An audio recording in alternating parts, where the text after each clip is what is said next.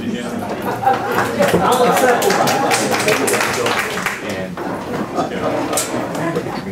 evening, my name is Bill Ferrolo. I work at the DePasquale family and DePasquale Ventures. Frank, right, as most people know, here in the North End, lives at 44 Prince, operates a number of businesses that I will list in a moment, and his son Joe, who's sitting here because he's a little bit hobbled with a bad ankle. We are here tonight on a proposal for what has been the Pompeii restaurant. DePasquale's operate 5 restaurants in the neighborhood that most of you are familiar with, starting with Rico, Il Panino, Mare on Richmond, which will be moving the concept, the seafood concept to Ida's, which is at the end of the street, behind where the post office is, in that alleyway where Ida's has been for years. That's being renovated now, and that will eventually become a new Mare. They operate Quattro at the corner of Parmenter, and also next to Rico is the Santa Maria Pompeii and pasta shop, all of which we would put forward to you as we build this proposal, that one should be judged on not what they say, but what they do. The reason I say that is Frank and the family have operated here in the neighborhood for a number of years. Every one of those businesses that I just mentioned, a great claim, wonderful reviews, good in the neighborhood as a neighbor, very active also, as you know, in all of the neighborhood activities, the Chamber of Commerce, St. Leonard's Church, St. John's School, and so on and so forth. So that goes without saying. And he's before you tonight for what amounts to 2 things. One is he's in the process of purchasing Pompeii. Most of you may be familiar with it. It sits in the middle of the block between Parmenter and Prince, and has been there for many, many years. Pompeii currently operates with a beer, wine, and cordial license until midnight for alcohol service and until 4 a.m. for food service. It's the only one in the neighborhood that has that late food service license, and it's been there for a very long time. And condition with the landlord for the lease is that the 4 a.m. service remain, because they believe it lends value to their property that's been there for a long time, which they in turn allowed Pompeii to have many years ago. We are also requesting to change that license. And the way we're changing the license is DePasquale Ventures owns a business in the Leather District called Splash. That restaurant has a liquor license until 2 a.m. that serves all alcohol. So we're proposing to move that license from Splash to Pompeii, and to move the Pompeii license out of the neighborhood back to Splash. So that Splash will have the beer, wine, and cordial, and Pompeii will have the all alcohol license. The net change in this is basically a 2-hour difference that we're talking about, meaning this restaurant stays open until 4. We'll talk about that in a moment, because we've been meeting with neighbors, including the Mariners House, who have said that they're most affected by the operation there, the late hour, early morning operation. We'll tell you about that in a minute. So what we're proposing to do is, although we're retaining the 4 a.m. for the food service, the difference is that instead of stopping the alcohol service at midnight, we're asking to stop it at 2 o'clock in the morning. The condition of that is a couple things. Although we're asking for something, what we hope that we're doing in return is, one is that it would be a very nice, more upscale restaurant than it's ever been. We passed the menu that started last week. Frank has gone in last week to manage it until he takes over. This menu was put into place as of last weekend. We will also let you know that, for example, last weekend he did not stay open until 4 for food. Didn't think that since the restaurant was operating, he needed to do that. And what we've told our neighbors in individual meetings with the folks from Mariners and last week at the Butters meeting is we will not stay open every night until 4. At the most, we would be looking to stay open on the weekend, potentially until 4, but that really depends. It depends on the season of the year, the business that's going on, and so on and so forth. But we wish to maintain the 4 a.m. closing for the purpose that we said of satisfying the landlord's request. The other major parts of that is any night that we're open, we will have a police detail from midnight till 4, because the chief complaint coming from, again, I keep mentioning Mariners, there may be somebody here from Mariners to confirm, but the chief complaint that was raised was double parking and noise, and that's primarily due to the fact that in the past, Pompeii has served slices and small foods like arancini that people could double park, run in, get a slice of pizza and arancini. We will not be doing that. There will be no slices. There will be no small service. We will have pizza, but it'll be whole pizza. Yes, you can take it out. Yes, you can call ahead for it, and so on and so forth. But it will eliminate a large part of that late hour, early morning, congregating on the sidewalk and double parking cars to get a quick slice of pizza. So those concessions, we think, when I say concessions, those plans, I don't want to call them concessions because Frank isn't thinking of them as concessions as much as trying to deal with an issue that's been there and make it better. So it's not only the design, it's not only the menu, it's not only the management. The management is critical. His son Joe, you see at all the restaurants during the course of the evening because that's what he does. You know, I don't have to tell you that you see Frank out both in the evening and during the day at one or more of these locations. Joe also lives in the North End. This is a very local business.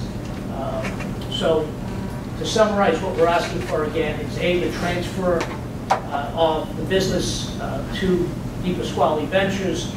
The name it's under is Il Panino Hanover, and there's a reason for that. As I said, if you've seen the menu, we will not be conducting the business the way it's been, although we will serve breakfast, but at a later hour, meaning we plan to open for breakfast at 7, so that still has a cafe feel to it in the morning. Currently, they open at 5 for breakfast service. We will serve lunch, which will be a lighter fare than the menu you saw, which is the evening menu. We will serve the evening menu, and we will then serve from midnight till closing at 4 the nights that we're open, a lighter menu again. And the lighter menu will be primarily meals and pizza, but again, not single service items that you can easily come in and get or park your car to run in for. So those changes, I think, will be significant. I think it will improve that block of Hanover Street. And again, I don't have to speak to the nature of the operations. Any one of those businesses that I've mentioned, you would see every day that you're walking up and down the streets here. So again, we ask for your support in this. It will allow us to change that restaurant into another, what we think will be a wonderful DePasquale Ventures restaurant here in the North End. And I think everyone will enjoy it. I have a couple questions. Obviously, it's a great start for you guys to offer the police detail, but the issue with the police detail is they have to be filled by the police and they're not always filled. What would you guys do in the case that you couldn't get somebody to fill it? Well, you have no control. Yeah, to be honest, if we don't have a response, the reason why the police detail we think will be filled at this location is a couple. One, it's a pretty easy detail. So as opposed to a detail at a nightclub or something like that, the police are actually are not terribly interested in taking those details because it involves more work and more problems. This is a rather easy detail here in the North End, and we're hoping that it's filled. There's no guarantee, the police department will tell you the same. There's no guarantee that they can fill every requested detail every weekend. But we're hoping, working with the police department, and again, you're very familiar with Frank and his operation, that they would fill those details. We don't believe in private security guard, that type of a thing. Naturally, management will work on the same issues as far as keeping people away from congregating in front and double parking. The police detail really would be the most effective. Do you have like a bouncer? Not a bouncer. We will have management. We don't use, the restaurants that Frank has, they don't use bouncers.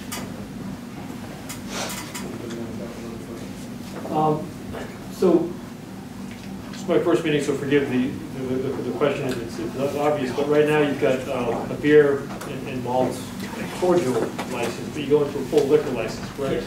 You mentioned that the net difference is just 2 hours, but the real difference is you're getting an all liquor license as opposed to malt and beer, correct? Well, when you say get it, it's his license. It's not that we're applying for the Coming to the license. north end, Correct. an all liquor license is coming in, whereas right now you get wine and Correct. beer and cordials. Correct.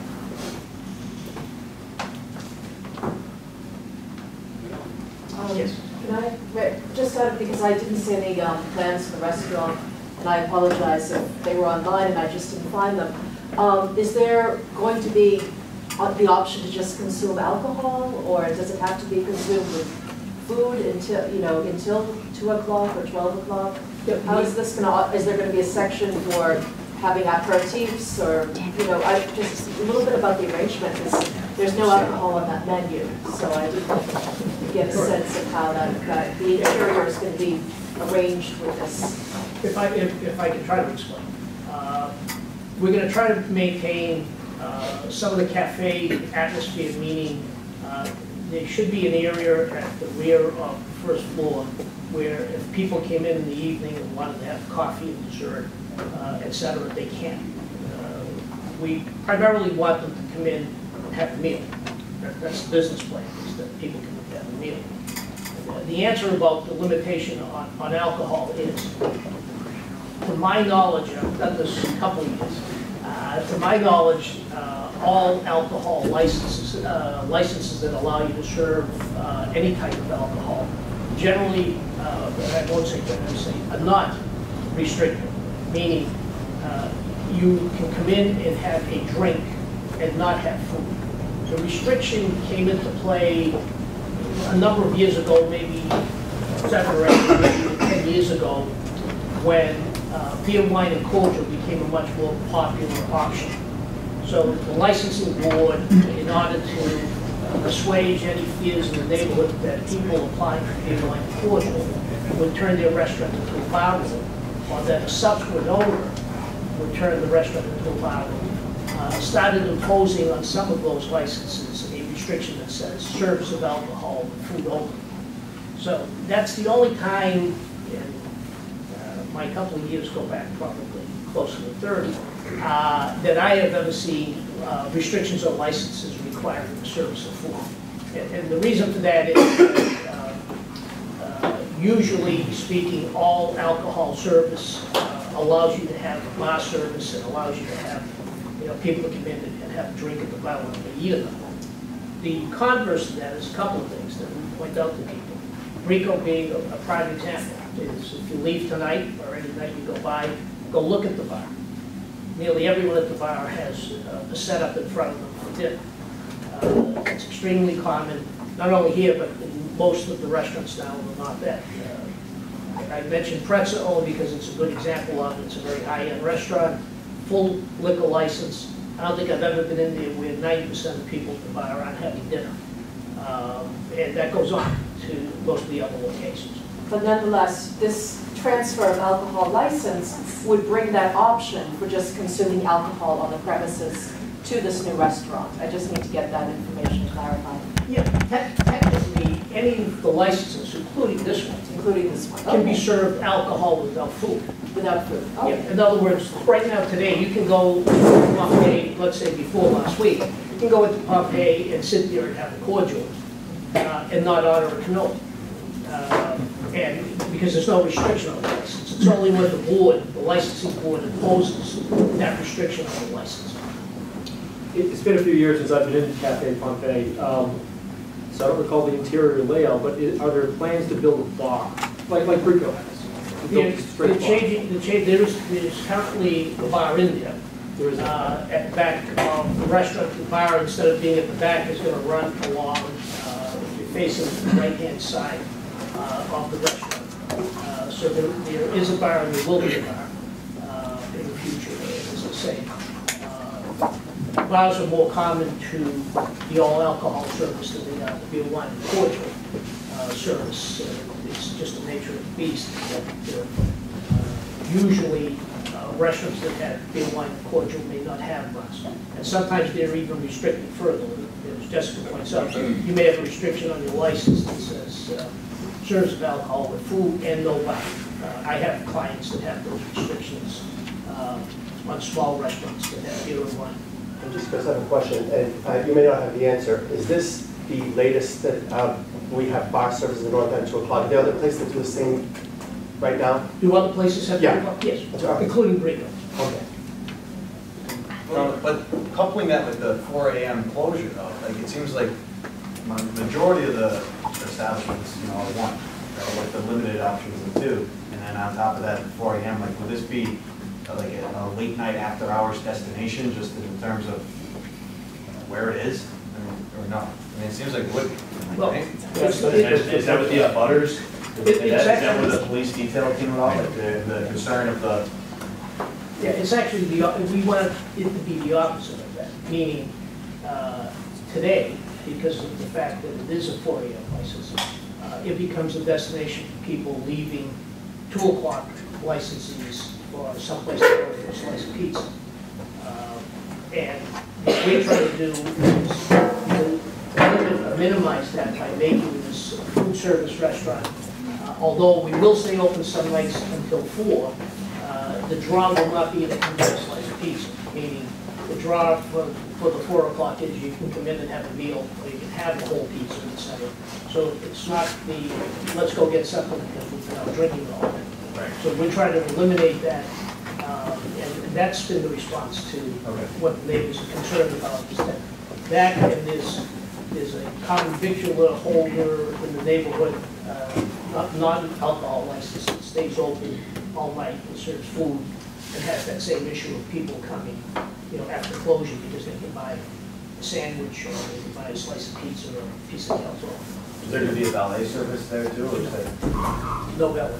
But Bill, just with all due respect, just because you don't want it to be that way doesn't mean it won't be that way. And the concern that abutters might have is on the nights that there's no police detail, and let's face it, there are more important areas in the city that need police attention than a place in the North End.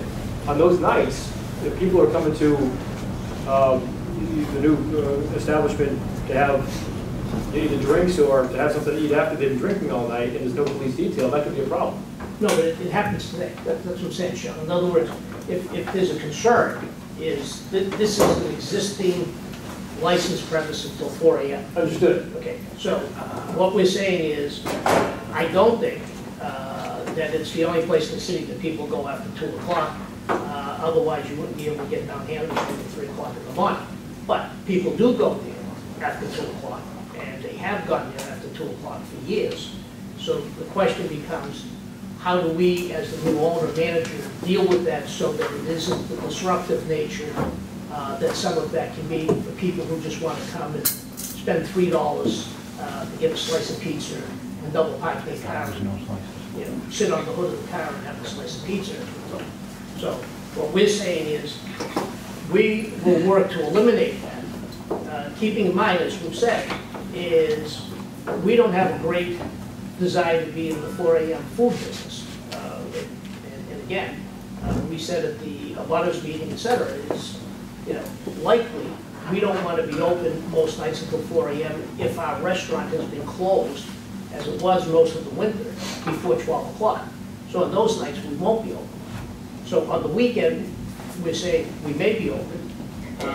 What we're also saying is there may be events like a festival or something that keeps the restaurant open until closing, and then we stay open 2 more hours for the service of food.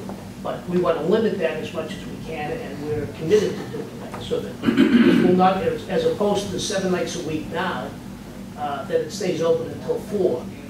Already, as of last week, we haven't been open a single night until 4.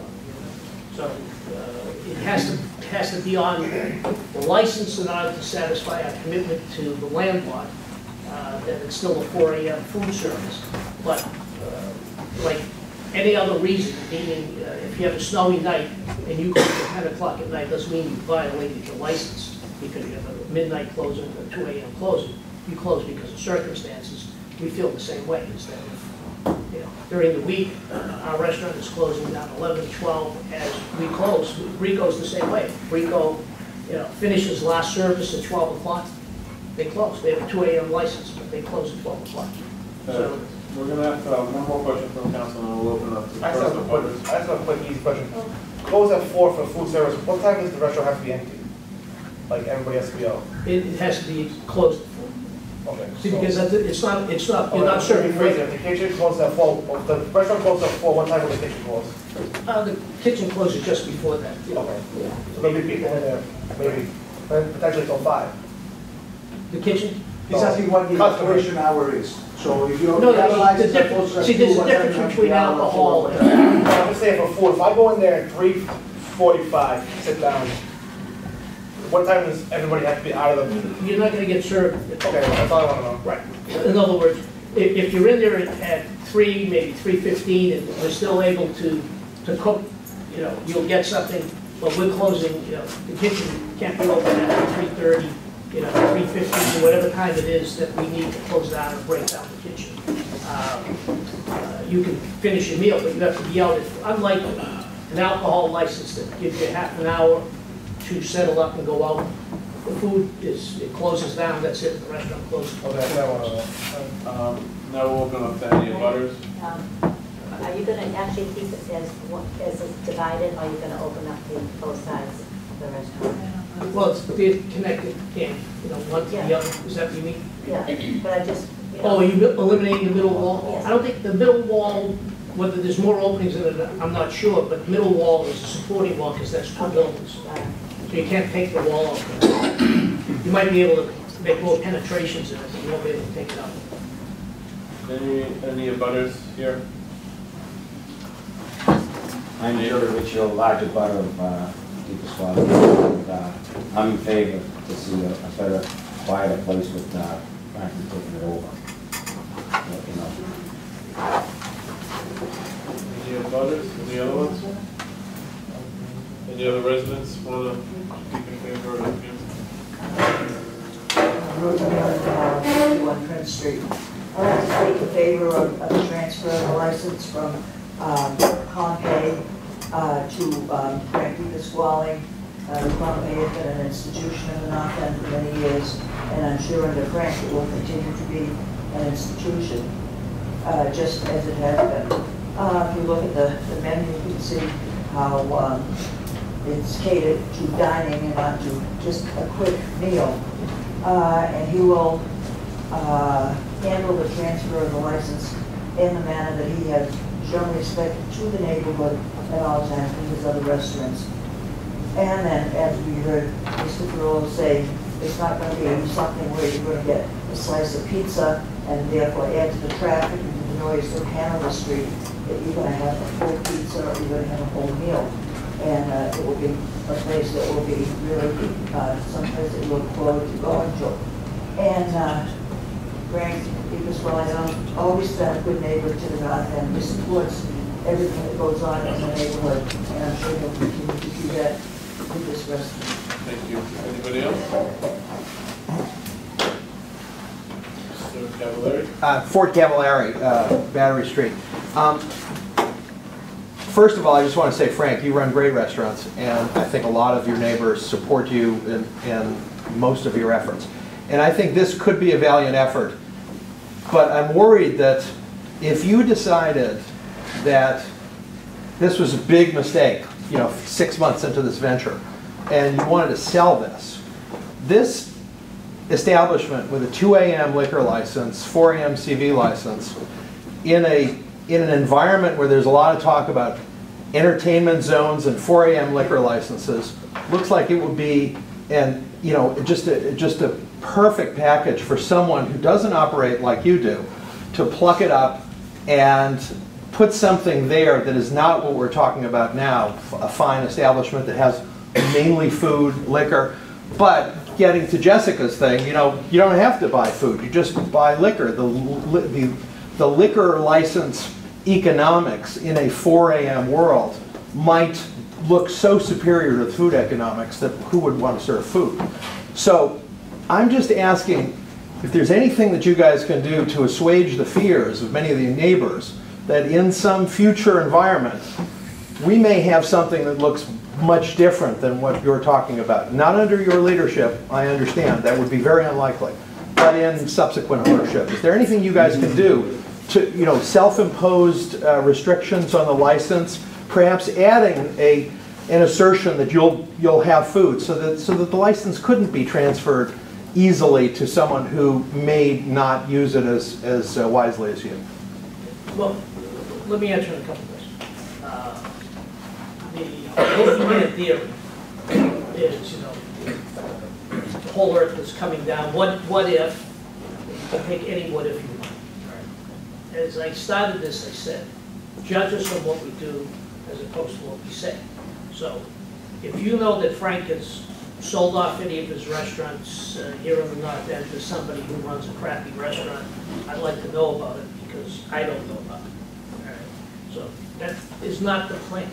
We can't project 10 years down the road of who's going to be here, who's not going to be here, what the economy and everything else. However, as I'm saying to you, is look at the way the restaurants run now, the restaurants that he has. Do we get awards for having the best bar service in the country? No. We get awards for having the best Italian food in the country. Do we get awards for having the best drinks on our menus? No. We get awards for having one of the leading seafood restaurants in the country. I think it speaks for itself. Is someone buys a restaurant and changes it, they have to come to you, go through the process, just the way they do. And they may not look like us or have a track record like us. And the difference, as I've said at the meetings, being using a redundancy is this is an extremely unique situation. So being as redundant as that is, you don't have anyone else in the neighborhood who has a 4 a.m. food service. So people aren't going to be running in to every board down here asking for, you know, a 2 o'clock license or a 4 a.m. food service. It's not going to happen because they don't have this set of circumstances. It's a very different set of circumstances than any other place in this neighborhood. So, again, yes, can someone buy this restaurant in the future? Could they be a lousy operator? Well, that could happen 91 occasions potentially in this neighborhood tomorrow. Because somebody could buy any restaurant here and be a terrible operator. But there are very few where a 200+ seat 2 a.m. license is at stake. And that's the issue. 200+ seats, 2 a.m. closing, all alcohol. That's a biggie. There aren't too many examples of that. There are of small restaurants, but that is special and deserves special consideration and makes special worries. And all I'm asking for is for you to assuage the worries in some mechanism other than saying it'll never happen, because everyone says that. If I had a mechanism, I would volunteer. Okay. And what I'm saying to you is what we said at the meetings is, would you rather that the existing license be sold to somebody else who's either a chain operation or someone with less than impeccable credentials who simply has to take the existing license and the existing hours and the existing conditions and come to you and the licensing board and say, I'm going to operate a Mexican restaurant there with the beer, wine, and cordial and serve food until 4 a.m. and alcohol service until 12:30. And there's not much you can say. Okay, so our answer to that is we are the beast that's coming in before you to say, this is what we look like, these are what our horns look like, etc. And the advantage I think we have is do a pretty good job running some of the best restaurants in this neighborhood. Bill, the layout as the restaurant is now, so it would be kind of the bar area on the right, private dining room in the basement. Is that going to be? Yeah, not private per se. It could be. You could Is it dining room? It's not going to be like a lounge or a club or anything. It's going to be a dining room. No, dining room. And on the first floor on the left side of the On the first one, on the left side, would be Yeah. dining as well. Yeah, right. And the name is going to be something not Pompeii? We're working on that. It's going to be some derivative of Il Panino, because the thought process is that the concept is an Il Panino concept. What the actual name is, that may take a little development by Frank. Let me just say a couple of things. First of all, I live in this neighborhood. I love this neighborhood. I love my businesses, but I love everybody else's businesses as well. I care about everything that goes on in this neighborhood. I'm a hands-on operator. Where parents come to me and they say that, gee, Frank, you know, can you hire my son? Can you hire my daughter? Can you hire my wife? We're having difficulty paying the rent, and sometimes I even pay the rent for them. I care about this neighborhood as much as every one of you. I can tell you one thing to answer your question is very simple, that, you know, if I sign this lease, it's going to be a long-term lease, talking 20 years plus, okay? I brought my family, my son just moved to this neighborhood, my daughter is here, she works for me, my wife works for me, and again, like I said, we care. I see this neighborhood as it is right now. I see 9 different nail salons, I see a Pinkberry, I see 2 7-Elevens. I see a True Value hardware store. I see a CVS, and by the way, I go to every one of them, okay? And I care about this neighborhood. I did not want to see this go to another franchise, and that's where it might have went. And as you can see, I'm already doing another restaurant, which is switching over the Splash, the Mari back and forth, and that's pretty tough on a person. I mean, I'm working construction, you see me picking up dirt, you see me sweeping the streets, you see me hosing down the streets with my power washer. You'll see me in the winter time as it snows and I'm plowing out everybody's premises in front of on Hanover Street, Salem Street. I'm using my truck to help the city out. I do everything possible. I know that even with my suites, people have been in trouble. A house burns down. I let people stay for 2 or 3 weeks. Not a penny. I don't accept a penny. A lady from the North End clinic, okay? She was in trouble. She didn't have a place to stay for a couple of weeks. Said you're welcome to stay here. Another fellow from the neighborhood that had cancer. I brought the whole family over from Italy. And honestly, I took care of the whole state. And I fed them. I mean, I try to give back every way I possibly can give back to this neighborhood. I believe I'm a good person. I believe I'm a hard worker. I train my children the same way. And some of you people might like me and some of you people might not. But I can tell you one thing, I have a commitment to this neighborhood. I own nothing else outside of this neighborhood. All I own is what's here. In business. I'm asking for your vote. That's it. Bill, where are you in the license transfer process with the weather district? It's all at the same time, the 17th. But have you been in front of them? No, we're downscaling that license. I have no doubt that there is an issue with the weather district about downscaling the license. I just want to say something to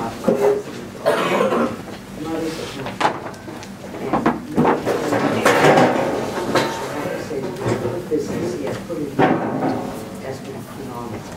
It's clean, it's well taken care of, the streets, everything's maintained, garbage. I just think the guy is phenomenal, no matter what he touches, and that's my point. I think as an individual, I think he does well by the North End and many other business people, Jerry, Georgie, we all keep the business nice. I mean, this new restaurant is going to be phenomenal. I mean, he does a great job. That's my opinion. No, my name is Frank Schwig, live in North Street. He operates Mari across from Lorraine. The guy does nothing but first class. He doesn't take a second class. He doesn't try to go below the grade. He always goes above the grade. And I'd just like to say that it's a pleasure to see him do that. All right, I think. What's your name? Where do you live? My name is Tom Malone, and I live on 16 Union Street. I've known Frank for many years. I've been to all his restaurants. over the years, I've seen a lot of restaurants on Hanover Street come and go. Mostly, a lot of people here have small little restaurants, some of them were larger restaurants. Hardware stores, you name it. We had restaurants from one end of Hanover Street to the other end of Hanover Street, changing over. One thing I can say about Frank, and I've known him for many years, it's true that he says that he's done a lot of things for a lot of people. And a lot of things are not said, they're not published. In some ways, he kind of reminds me of Frank Sinatra, who used to do a lot of things for a lot of people that never came out in public.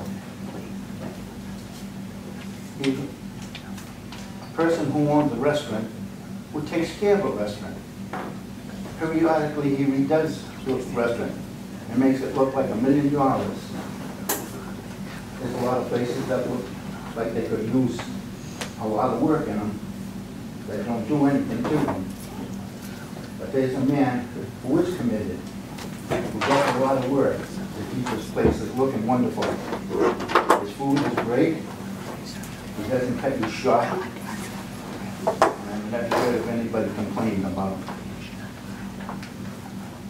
He's a man who's tried to put a lot of his soul into this community. A dream that he's had for many, many years. And I think it's a wonderful thing for us to turn around and say, God bless you, and good luck on your new venture. Any more members of the council that want to ask a question? Somebody want to make a motion? I'll make a motion. Can you vote? No, we're doing all at once. I'll make a motion to support 278 Hanover Street for the transfer of any funds from malt, cordials, all alcohol, and continue to carry on. And I just hope that you do have the police detail, because I know this part and I know you will. I second. So, I'll just say as the secretary and collective votes, with the new rules, we don't need to make a motion or approve it, we just vote to support or oppose, and we'll read the result at the end of tonight's meeting, and I'll collect all the votes, so we'll do that. Just vote on the